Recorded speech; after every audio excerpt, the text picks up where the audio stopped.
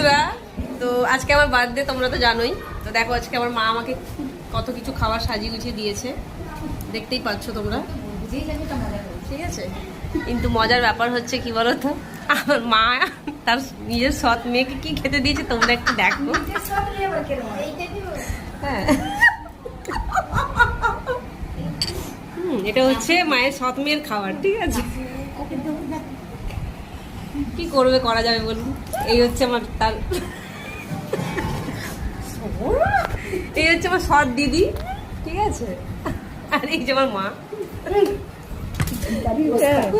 দেখো বন্ধুরা, বেচারা কি করবে, কত কষ্ট জীবনে। নিজের মা না বল না, আমি বলবো না। দিয়েছে দিয়েছে দিদি, বল না দিদি। আমি জানি, আমি জানি তুই একটু দুঃখ করছিস যে আমাকে এত সুন্দর সুন্দর খাবার দিয়েছে, তোকে এইরকম খাবার দিয়েছে। কি করবো, আমি তো মায়ের সৎ মেয়ে, কিছু করার নেই। দেখো বন্ধুরা, একা একা খাওয়া যায় বলো? এত কিছু আমাকে দিয়েছে, ও খাবে না? সৎ বলে কি দেবো না? তাই জন্য এখান থেকে একটু চিকেন ওকে একটু শেয়ার করছি। তো কেড়েই নিচ্ছে,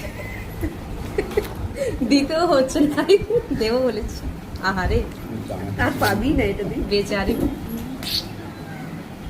অবস্থা কি।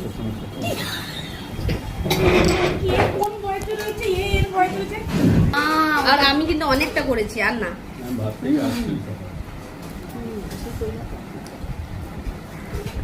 আহারে,